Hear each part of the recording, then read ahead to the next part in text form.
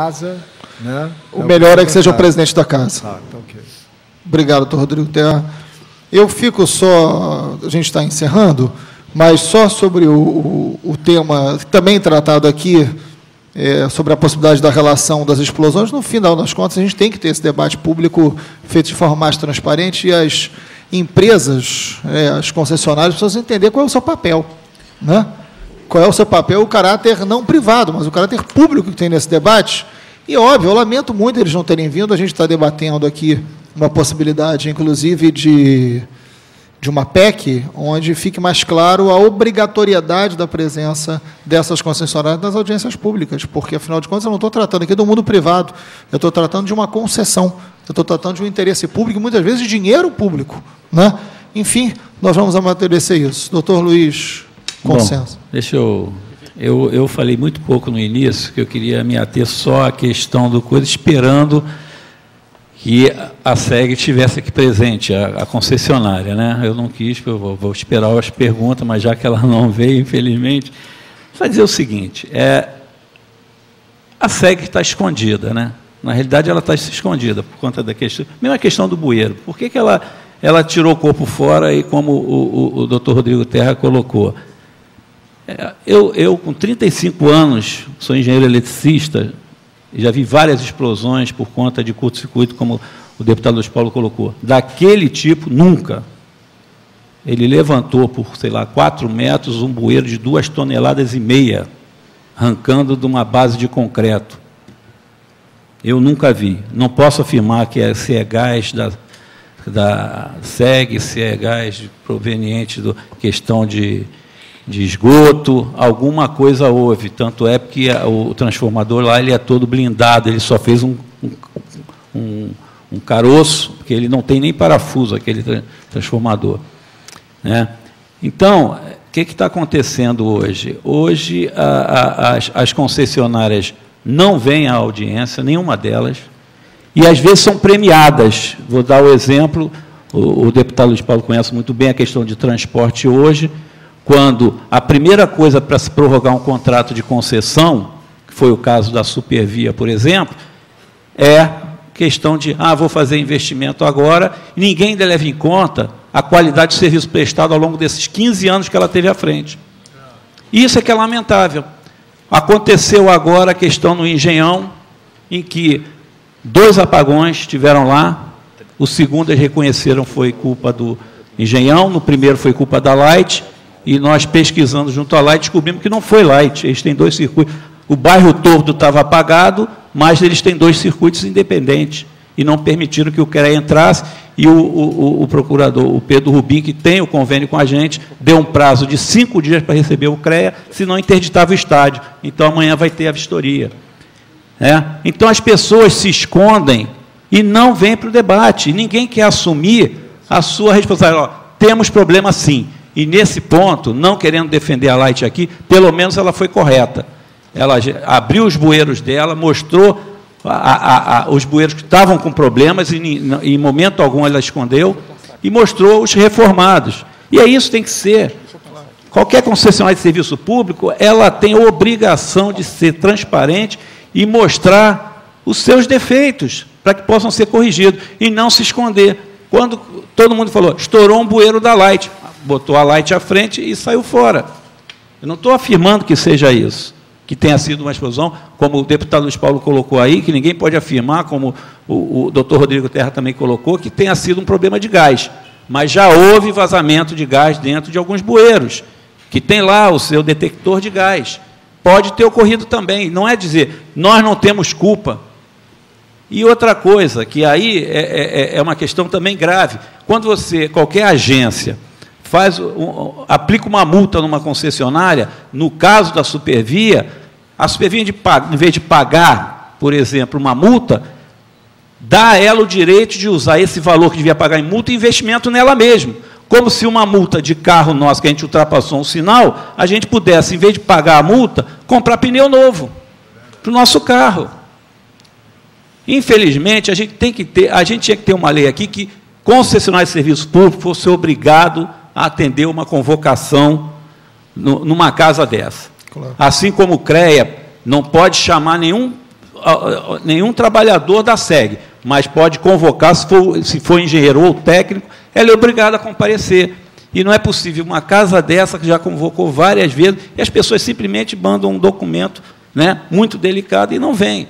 Então, devia haver uma lei e que obrigasse eles virem aqui para poder responder as perguntas. Eu queria fazer perguntas tipo, eu sei muito de gás, por conta até da minha proximidade com o Gerson, a pressão do gás ela é maior do gás natural? Se a tubulação, as emendas, elas atendem essa nova pressão? É isso, infelizmente, eles não estão aqui para responder.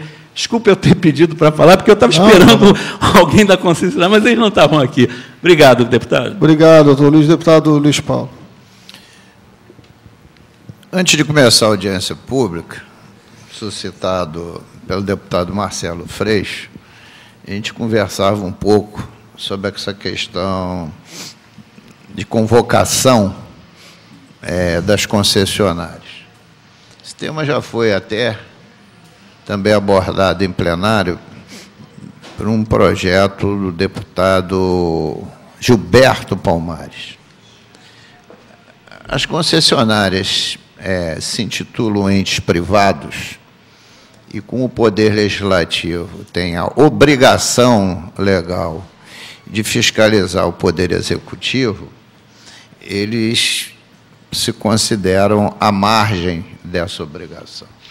Mas, no meu entendimento, né, nem todas as concessionárias fazem isso, e esse entendimento é precário. Talvez coubesse não só a emenda constitucional que o deputado Marcelo Freixo levanta, como alguma medida judicial. Porque, veja só, numa concessionária de transporte, metrô, supervia ou barcas, em que há recursos públicos investidos na questão operacional, de aquisição de trens, por exemplo, quer seja para o metrô, etc. Se tem dinheiro público investido, e nós somos fiscais do dinheiro público, nós somos fiscais da concessionária. Deveria ser automático. Então, não haveria, no meu entendimento, nem hipótese de discussão. Como também se poderia ou não o Tribunal de Contas fiscalizá-la. Se ele fiscaliza também o dinheiro público, até porque é um órgão, né, que, entre aspas, é assessor do Poder Legislativo, né, a competência estaria clara. E naquelas concessionárias que não têm o dinheiro público, é uma concessão, isto é, o bem público está concedido e, depois do prazo de concessão, ele retorna ao poder concedente. Então, no meu entendimento, poderia também, porque ele está administrando um bem público. Essa exceção poderia ter se ela fosse uma concessionária de serviço público e que ela fosse o adquirente de todos os elementos da concessão. Mas, mesmo assim, ainda teria uma outra hipótese. Ela está gerenciando um serviço público concedido. Quer dizer, eu acho que o deputado Marcelo deve tratar isso na emenda constitucional e a gente deve acirrar essas discussões. Ontem mesmo teve uma audiência pública aqui da Comissão de Transporte, foram convocadas as duas concessionárias que têm a ver com a linha 4 e a linha 1, o Portrans, né, e Rio Barra, e todas as duas vieram.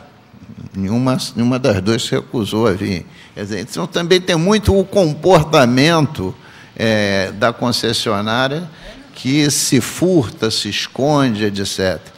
E se o representante o presidente da SEG hoje não podia vir, ele, por uma questão de deferência, além de fazer o ofício justificando, poderia pegar o diretor de engenharia e mandar para cá. Quer dizer, uma instituição daquele tamanho não veio porque não quis mesmo, né? Porque, quando é assim, o diretor da empresa telefona: olha, para o presidente da comissão, eu não posso vir porque estou ocupado, etc., etc., mas vou mandar um representante habilitado, etc., e supre bem o papel, porque nem sempre o diretor-presidente também domina o assunto que está se debatendo. Então, houve mesmo omissão, não desejo de participação, até porque, muito claramente, a SEG, né, a ex-SEG, que não é mais SEG, a concessionária, não quer a aprovação desse projeto. Obrigado, deputado Luiz Paulo. Fátima, coordenadora do Morte por Gás Nunca Mais. Deputado presidente, demais deputados, eu quero dar uma breve palavra. Eu quero dizer que é um conforto para nós, como mães, ter o apoio aqui tão forte do Antônio Gerson, do senhor Luiz Consenza, não é? E dizer para o senhor Jorge, não é? Que nós estivemos numa reunião com o presidente da Genersa e, como o doutor Rodrigo Terra muito bem colocou, que a empresa se comporta, a empresa que deveria fiscalizar, né, de uma forma totalmente fraca, na minha opinião, é totalmente fraca, é nula, porque ele disse para nós que a empresa que fiscaliza nada pode fazer. Pode apenas... A agência. Que o presidente da Genersa. Nada pode fazer. Pode apenas opinar. Apenas eles atuam a nível de conselheiros. Mas o que é interessante é que o próprio presidente que disse que pode se comportar apenas como conselheiro, né, não pode obrigar a SEG a se comportar de uma forma devida e segura com o usuário. Eles podem multar a SEG, no caso da minha filha, está aqui, minha filha tinha 19 anos, eu perdi a minha filha, constatado pela perícia, em 1 minuto e meio no máximo. Quem encontrou o corpo da minha filha foi a minha filha caçula.